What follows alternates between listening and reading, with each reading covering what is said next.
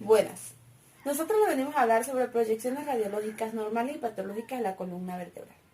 Nuestro grupo está conformado por Nayeli Medina, César Gaviria, Luisana Serrano, Jessica Serrano, Leonela Rosales y mi persona, Lorixa Márquez. La columna vertebral, espina dorsal o raquis es una estructura compleja, ósea, articular y resistente en forma de tallo longitudinal que se encuentra en la parte posterior de nuestro esqueleto axial. Sus tres funciones principales es proteger la médula espinal, raíces y nervios, dar flexibilidad y movimiento y una postura vertical. La columna vertebral está conformada por 5 regiones.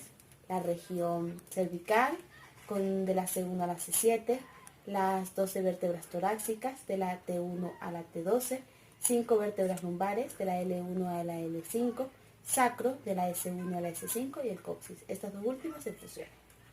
Alineación ósea. Alineación ósea.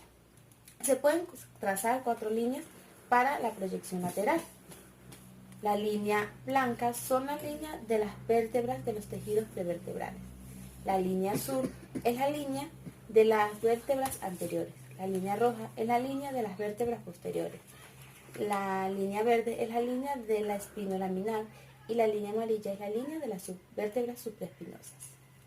La columna cervical. Esta se encuentra en la región del cuello. Está conformada por 7 vértebras que se abrevian de la C1 a la C. La columna cervical. Esta se encuentra en la región del cuello. Está conformada por 7 vértebras que se abrevian de la C1 a la C7 de arriba hacia abajo. En estas proyecciones podemos encontrar la proyección de AP normal, donde se pueden observar los cuerpos vertebrales, las apófisis espinosas, las apófisis uniformes, la costilla lateral derecha, la costilla lateral izquierda. Podemos ver una radiografía de cervicoartrosis, la cual podemos ver cómo el cuello ha perdido su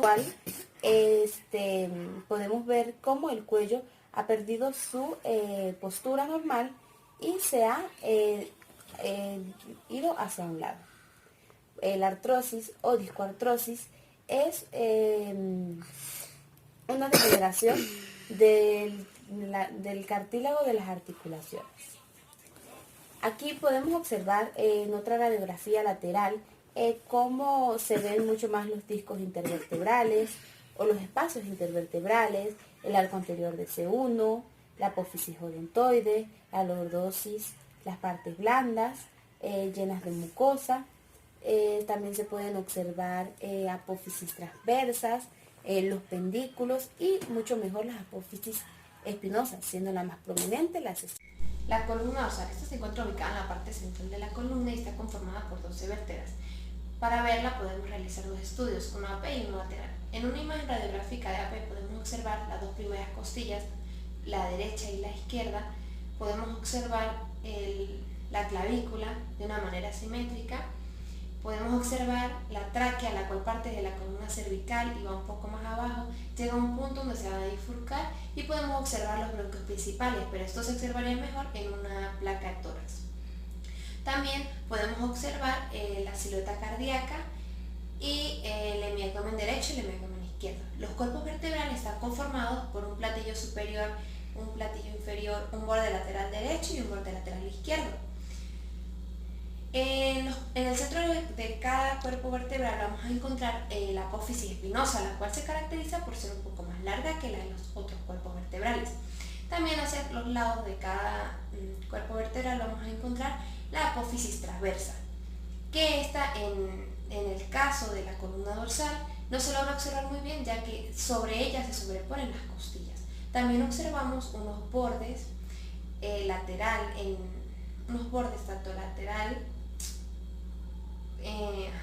unos bordes en los cuerpos vertebrales, los cuales se observan de manera simétrica y esto cuentan o son denominados como epífisis.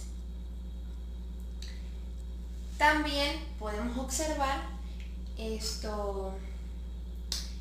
cada cuerpo vertebral hay un pequeño espacio y ahí es donde se alojan los discos intervertebrales. Una patología de la columna dorsal en AP es la escoliosis, la cual en un estudio de rayo X se observa como una S, una curvatura.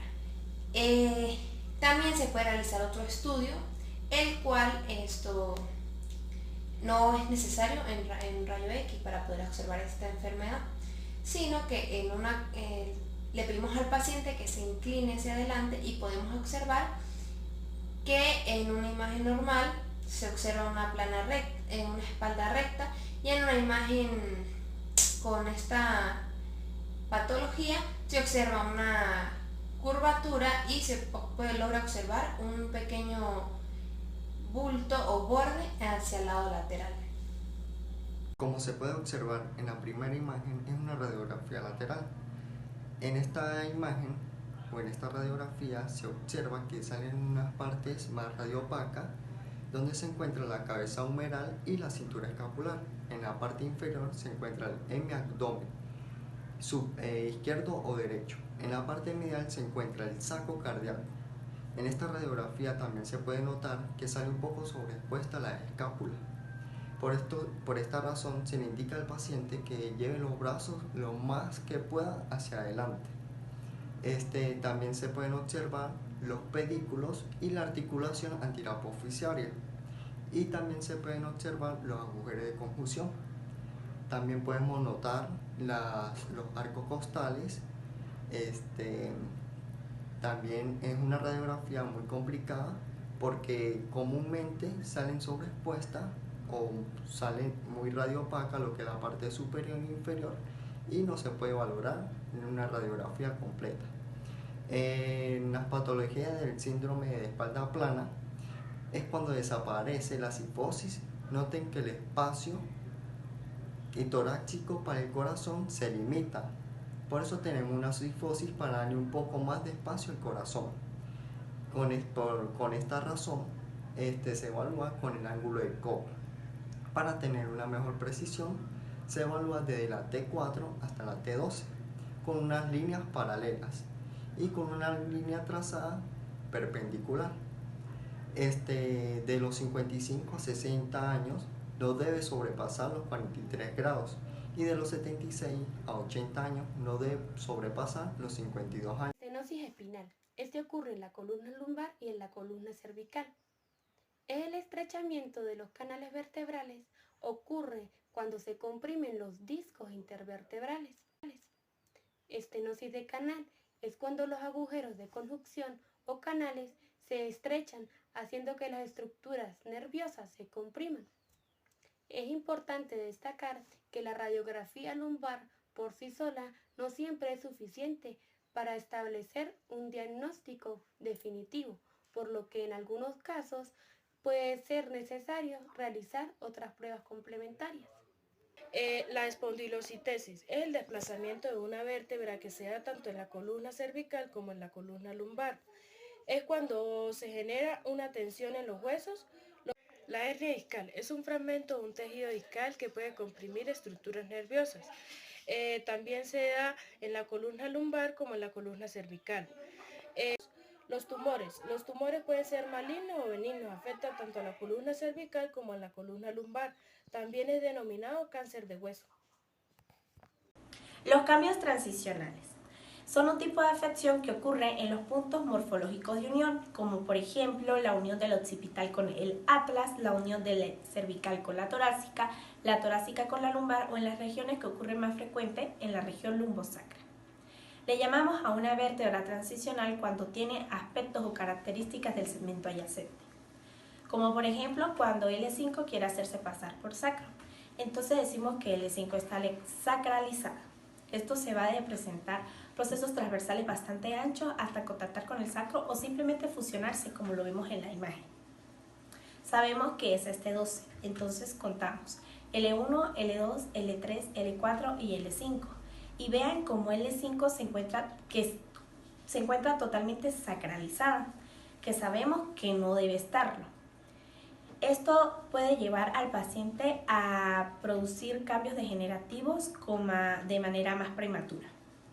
Cuando S1 se lumbariza, deja un aspecto sacro bastante corto. dejando como resultado la primera vértebra sacra AS2. Este tipo de lumbarización es menos frecuente que la sacralización de L5. Las fracturas de la columna vertebral. Una fractura de una vértebra puede ocasionarse por un traumatismo de alta intensidad, pero si la estructura ósea se encuentra debilitada, puede ocasionarse por un traumatismo leve.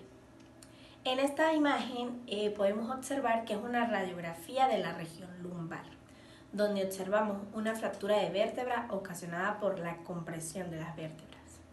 Las fracturas del sacro se presentan bajo el contexto de politraumatismo de alta energía, pues son fracturas muy infrecuentes.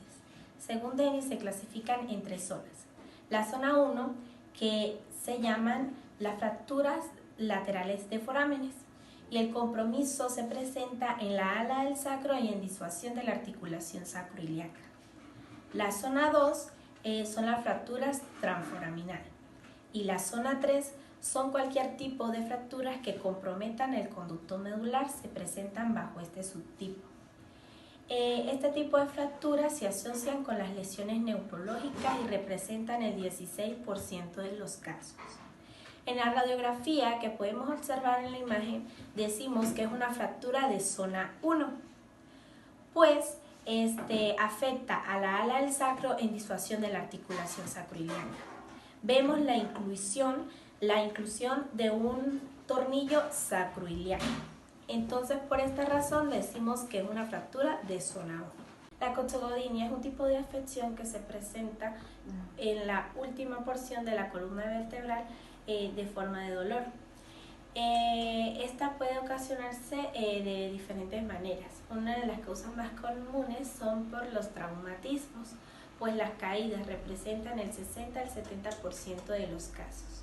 En la primera imagen podemos ver una radiografía lateral normal de coxis y en la segunda la podemos ver una radiografía lateral de coxis pero con una fractura de coxis. Esta es una de las razones por la que se da el dolor llamado coxsacroiliacea en esta región. Una radiografía lateral de coxis puede revelarnos una subluxación o una luxación posterior o anterior. En esta radiografía podemos observar una subluxación posterior en que se presenta el sacro completamente recto.